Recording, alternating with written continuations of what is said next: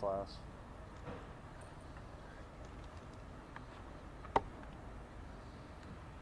So how's your, how do you feel like you've grown as a player in the last year and a half since the staff got here, and your identity as a player?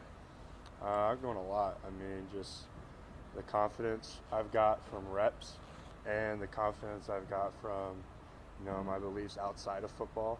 I really started to read my Bible a lot and get a little wisdom from that. And there's this verse that says, I may throw the dice, but the Lord determines how they fall. And I kind of just put that into my football life as me throwing the dice is, all the things I can control, all the film I watch, the training I do, the preparation I do, and then the Lord determines how they fall. So I can't put a 6 and a 5 out there. I can't control that. So trusting the Lord with all the uncontrollables and just trusting all the preparation I've done. So I say the confidence within trusting my ability, knowing that I can do it, and everything else, just knowing that God's got me has really made me a confident player. What does this week just mean to the team and just to the stakes that the players that are new here are kind of understanding that what Colorado means, what this week means? I mean, every week's important. We're just trying to go 1-0, and every Tuesday is probably the hardest day of the week. I got to go against the black shirts. 20, 30 reps, 9-on-7 team periods. But every week we're just trying to go 1-0. Doesn't matter who the opponent is. So every week's important. Who do you block when you do that good on good stuff? Who do I block? Yeah, who do you have to block? Everybody. From MJ, Mackay, Cam, Prince Will, to the scouts. Scouts give an amazing look. Mason Goldman, James Williams, they give great looks. I mean, there's no drop off from, black, red, white. How do you know in the course of the game that you've delivered a really good block? Is it just a knockdown, or is there some other metric that you use or SAT uses to decide that? I mean, you can kind of just feel it. For me, it's when I get my second step in the ground.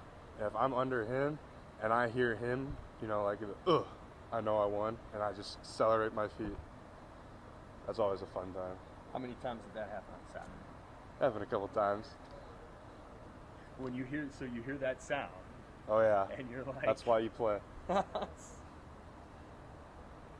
I think Coach Rule and both said, you just made a lot of growth in the last year and a half as a blocker. When did you feel like you started to feel yourself being the player that you wanted to be? And what has SAT specifically taught you in the last 6-7 months that's made you a better player? I mean, just versatility, being able to be effective in the pass and the run game. I got a lot of good guys in the room that I learned from. I've been able to learn from Travis Vokalek my freshman year, Chance Brewington, and then being with Thomas and Nate for the third year now. I mean, I've been able to learn from the best of the best and bounce ideas off each other when watching film and stuff like that. Those are some big.